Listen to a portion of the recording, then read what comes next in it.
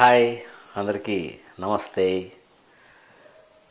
అందరూ చాలామంది నన్ను అడుగుతున్న ప్రశ్న ఏంటంటే, ధ్యానం చేయలేకపోతున్నాం, ధ్యానం ఎలా చేయాలి, ధ్యానం చేస్తూ ముందుకు ఎలా సాగాలి, ఇవి అందరూ అడుగుతున్న ప్రశ్న. ధ్యానం అనేది చాలా ఈజీ ప్రాసెస్, కానీ దాన్ని మనం కాంప్లికేటెడ్గా థింక్ చేస్తాం. సో ఎగ్జాంపుల్, మన ఫ్రెండ్స్ చెప్తారు ధ్యానం చేస్తే చాలా ప్రశాంతంగా ఉందని. ఫస్ట్ ఎక్స్పెక్టేషన్ ప్రశాంతత అనేది వస్తుందని, ధ్యానం చేస్తే నాకు ఏదేదో అనిపించిందని. రెండో ఎక్స్పెక్టేషన్ మనకి ఏదేదో అనిపిస్తుంది అని. మూడోది ధ్యానం చేస్తే చాలా నాలెడ్జ్ పెరుగుతుందని. వెంటనే మనకు ఒక ఎక్స్పెక్టేషన్, ధ్యానం చేసి నేను చాలా నాలెడ్జ్ సంపాదించాలి అని. ఇలా మనము వేరే వాళ్ళు చెప్తే ధ్యానం చేయడానికి సిద్ధమవుతాం. సో దానివల్ల ఏమవుతుందంటే, మనం ధ్యానం చేయడానికి కూర్చుంటూనే రకరకాల ఎక్స్పెక్టేషన్స్ నెంబర్ 1 కూర్చుంటున్నాం. రెండోది, ధ్యానం చేయడం అనేది చేయడం నేర్చుకోండి అని మా గురువుగారు క్లియర్గా చెప్తారు. ధ్యానం చేయడం నేర్చుకోండి, ధ్యానం చేయండి కాదు, ధ్యానం చేయడం నేర్చుకోండి. సో ధ్యానం చేయడం నేర్చుకోవడం ఏంటి ఇక్కడ అంటే, ధ్యానం అంటే మనల్ని మనం గమనించుకోగలగడం, ఒకే దాని మీద ఫోకస్ చేయగలగడం. సో ధ్యానం చేయడం అంటే ఒకే దాని మీద ఫోకస్ చేయగలగడం. ధ్యానం చేయడం నేర్చుకోండి అంటే ఒకే దాని గురించి ఆలోచించడం మెల్లమెల్లగా నేర్చుకోండి అని, స్టెప్ బై స్టెప్ నేర్చుకోండి అనేసి. సో ఇక్కడ మనల్ని మనం గమనించుకోవడం, మనలో ఏం జరుగుతుందని అబ్జర్వ్ చేయడం, ఇవి చేయడం మెల్లమెల్లగా స్టెప్ బై స్టెప్ నేర్చుకుంటూ వెళ్తాం మనం. సో అంతేగాని ధ్యానం కూర్చున్న మరుక్షణం ఎవరో చెప్పినట్టు ఏదో ఊహించుకున్నట్టు జరగదండి. సో ఇక్కడంతా కూడా ఒక స్టడీ ప్రాసెస్. ఇప్పుడు డాక్టర్గా ఉన్నాను, నేను పేషెంట్ని చూస్తూనే జబ్బు తెలిసిపోదు. సో డాక్టర్ అయ్యాను. ఎలా అయ్యాను? ఎంబీబీఎస్లో anatomy, physiology, biochemistry, pathology, forensic, ఇలా రకరకాల సబ్జెక్టులన్నీ చదివి స్టెప్ బై స్టెప్ అది ఏం జరుగుతుంది, ఎలా జరుగుతుంది, దాని ప్రాసెస్ ఏంటి, దానివల్ల మనం ఎలా ఐడెంటిఫై చేయాలి, ఇంత క్లినికల్ స్టడీ చేసిన తర్వాత 6 ఏళ్ళు ఎంబీబీఎస్ తర్వాత ఒక ఫీవర్కు డయాగ్నోసిస్ అనేది అర్థమవుతుంది. అట్లాగే మెడిటేషన్ కూడా కూర్చుంటూనే ధ్యాన స్థితిలోకి ఎవరు వెళ్ళమండి. సో ధ్యాన స్థితిలోకి వెళ్ళం. సో కూర్చుంటూనే మెల్లగా మైండ్ రకరకాల ఇన్ఫర్మేషన్స్ ఇస్తుంది. సో ఆ రకరకాల ఇన్ఫర్మేషన్స్ అన్నీ ఇస్తున్నప్పుడు అవి ఏమి ఇన్ఫర్మేషన్స్, అంతవరకు మనం ఫీడ్ చేసుకున్న రకరకాల ఇన్ఫర్మేషన్స్ మైండ్ మనకి ఇస్తుంది. ఆ రకరకాల ఇన్ఫర్మేషన్స్ ఎక్కడి నుంచి వచ్చాయి? ముందు మనం ఫీడ్ చేసుకున్నాం, గత జన్మలోనో ఈ జన్మలోనో, పుట్టినప్పటి నుంచి ఇప్పటి వరకు రకరకాల స్మృతులు, ఎక్స్పోజర్స్, పరిస్థితులు, మనుషులు, రకరకాలుగా మనం ఎక్స్పోజ్ అయిన వాటిని రకరకాలుగా మనకు అది ఆలోచనల రూపంలో ఇన్ఫర్మేషన్ అందిస్తూనే ఉంటుంది. ఆ ఇన్ఫర్మేషన్ని చూసి మనం భయపడతాం. ఫస్ట్ నాకు ఆలోచనలు వస్తున్నాయి అని చెప్పి టెన్షన్ పడిపోతూ ఉంటారు. So don't fear about it. So ఆ ఇన్ఫర్మేషన్ చూసి మనం భయపడిపోకూడదు. ఆలోచనలు వస్తున్నాయి, నీ ఆలోచనలే కదా నీకు వస్తున్నాయి, ఎవరో ఇచ్చింది కాదు కదా. ఇప్పటివరకు ఎవరు ఫీడ్ చేస్తారో వాటిని మనమే ఫీడ్ చేసుకున్నాం. ఎక్కడి నుంచి వస్తున్నాయి? మన లోపల నుంచే వస్తున్నాయి. బ్రెయిన్ ఏం పని చేస్తుంది? ఆ లోపల ఉన్న ఎనర్జీ డిస్టర్బెన్సెస్ అన్నింటినీ మనకు ఆలోచనల రూపంలో అందిస్తుంది, అంతే.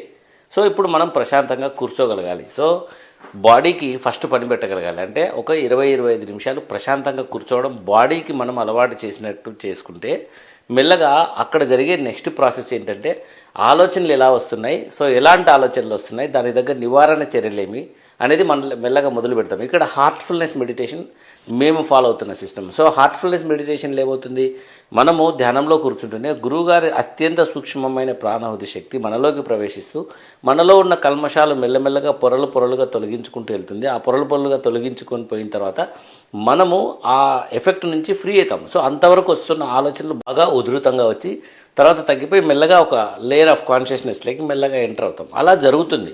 సో అది గమనించే టైంలోనే మనము మన పర్సనాలిటీతో ఏం చేస్తామంటే, ఆలోచనలు వస్తున్నాయని చెప్పి లేసి వెళ్ళిపోతాము. మనం ఏదో ఎక్స్పెక్టేషన్ ఉంది కాబట్టి ఆ ఎక్స్పెక్టేషన్ మీట్ కాలేదని బాధపడతాము. తర్వాత మనము ఆ ధ్యానం అనే ప్రక్రియ చాలా కష్టమైన ప్రక్రియను ఒక గట్టి సంకల్పంలోకి వచ్చి ధ్యానం చేయడం వెంటనే ఆపేస్తాం.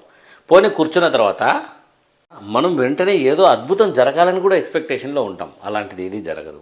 ఇక్కడ మనల్ని మనం నిశ్శబ్దం చేసుకోవడం అనేది ఆధ్యాత్మికతలో ఉండే అతిపెద్ద రహస్యం. మనల్ని మనం నిశ్శబ్దం చేసుకోలేకపోతున్నామంటే మన లోపల ఉన్న కల్మషాలు, మన లోపల ఉన్న పొల్యూషన్స్, మన లోపల ఉన్న ఎమోషన్స్, మన లోపల ఉన్న భయాలు, ఇలా రకరకాల ప్రాబ్లమ్స్ అన్నీ ఉంటాయి.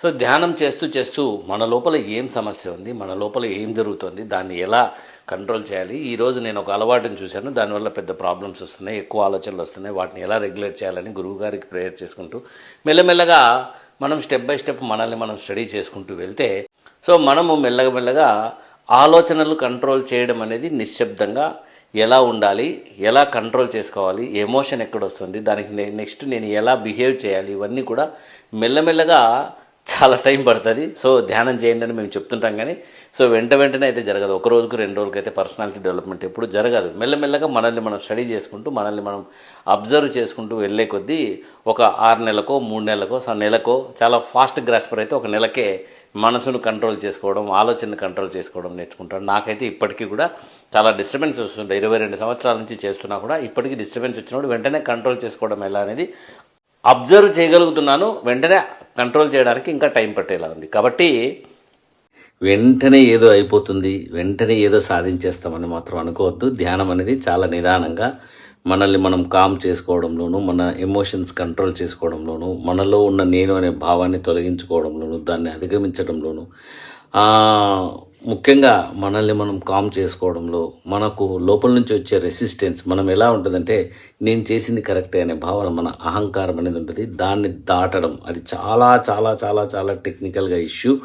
ఆ టెక్నికల్ ఇష్యూను దాటడానికి ఎవరు చెప్పినా అర్థం కాదు, మనకు మనం అర్థం చేసుకోలేం. ఇది ధ్యానంతో మెల్లగా సైలెంట్ అయినప్పుడు మాత్రం అర్థమయ్యేది. నేను ఆ రోజు ఆ మిస్టేక్ ఇలా చేశానా, నేను ఆ రోజు ఇలా మాట్లాడకూడదు మాట్లాడానా, అలా ఉంటుంది అనమాట. సో ఇక్కడ లోపల గురువుగారి ట్రాన్స్మిషన్ మన లోపల పనిచేసేటప్పుడు మనం రెసిస్టెన్స్ ఇవ్వకుండా గురువుగారి కోసం వెయిట్ చేసినప్పుడు మాత్రమే గురువుగారి పని మన మీద సక్రమంగా జరుగుతూ మనం ఆధ్యాత్మికంగా ఎదగడానికి చాలా చాలా ఉపయోగపడుతుంది. సో హార్ట్ఫుల్నెస్ మెడిటేషన్లో ముఖ్యంగా చాలాసార్లు నేను ధ్యానంలో కూర్చున్నప్పుడు నాలో తప్పులు చాలా ఫాస్ట్గా తెలిసి వచ్చేటివి. ఏందబ్బా ఇది నాలో తప్పులు తెలుస్తుంది అనుకునేవాడిని, కానీ నాలో తప్పులేవి, నేను చేస్తున్న తప్పులే.